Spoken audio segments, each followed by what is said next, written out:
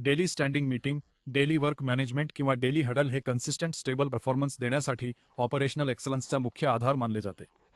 मीटिंगची सुरुवात पटकन अटेंडन्स घेऊन आणि आपल्या कामाच्या उद्देशाची व नियमांची शपथ घेऊन करा.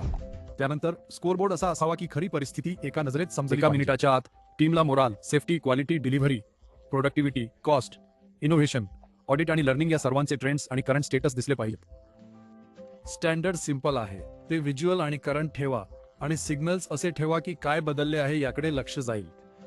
ही स्पीड तयारीमुळे येते.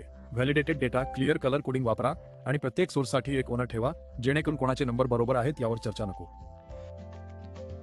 मग शिस्तीने कालच्या कामाचा आढावा घ्या. काय यशस्वी झाले, काय चुकले, काय एस्केलेट झाले आणि डेली रुटीन्स, टास्क्स आणि टार्गेट्स पूर्ण झाले का ते पहा. प्रत्येकाने प्रोएक्टिव्ह अनालिसिस करणे हेच याचे मुख्य ध्येय आहे. गोष्टी सांगण्यापेक्षा टीमने फॅक्ट्सकडून पॅटर्न्सकडे आणि पुढच्या रिस्पॉन्सकडे पटकन वळले पाहिजे. याचा अर्थ कालचे ॲक्च्युअल्स, एस्केलेशन लिस्ट, ॲक्शन ट्रॅकर आणि लर्निंग फॉलोअप हे सर्व मीटिंग सुरू होण्यापूर्वीच पूर्णपणे तयार असले पाहिजेत. जेव्हा एखादा डेव्हिएशन दिसेल तेव्हा त्या ॲबनॉर्मॅलिटीला नाव द्या, त्याला लगेच कंटेन करा आणि डिस्कशन फॅक्ट्सवर आधारित ठेवा.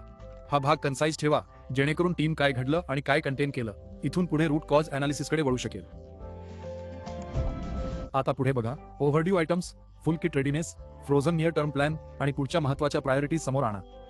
जेव्हा बोर्ड करंट असतो तेव्हा कन्स्ट्रेंट स्पष्ट दिसतात आणि प्रत्येक आयटमचा एक ओनर असतो. यामुळे टीमला रेडीनेस, स्टेबिलिटी आणि लोडची स्पष्ट कल्पना येते. स्ट्रॉंग डेली मॅनेजमेंट स्पष्ट वागणुकीवर चालते, जिथे कोणावर ब्लेम नाही, काहीही लपवणं नाही, सिलेक्टिव्ह रिपोर्टिंग नाही आणि प्रयत्नांशिवाय अपवर्ड डेलिगेशन नाही. नेहमी कंपनी फर्स्ट असा विचार करा, दररोज गेम बालजा आणि त्या ट्रस्टला जपा, ज्यामुळे पूर्ण ऑपरेशनमध्ये काम सुरळीत चालतं. चांगल्या कामचं कौतुक करून शेवट करा. मग गेनशिन, गेनबुत्सू आणि गेंजित्सूद्वारे वर्कप्लेसवरची रिअलिटी तपासा. कौतुकामुळे अभिमान वाटतो आणि डायरेक्ट ऑब्झर्वेशनमुळे टीम ऑनेस्ट राहते. जेव्हा इश्यूजसाठी मदतीची गरज असेल तेव्हा लगेच आणि स्पष्टपणे एस्केलेट करा, जेणेकरून फ्लो सुरक्षित राहील आणि लोकांना सपोर्ट वाटेल. अशा प्रकारे डेली मीटिंग हे डेली इम्प्रूव्हमेंटचं माध्यम बनते.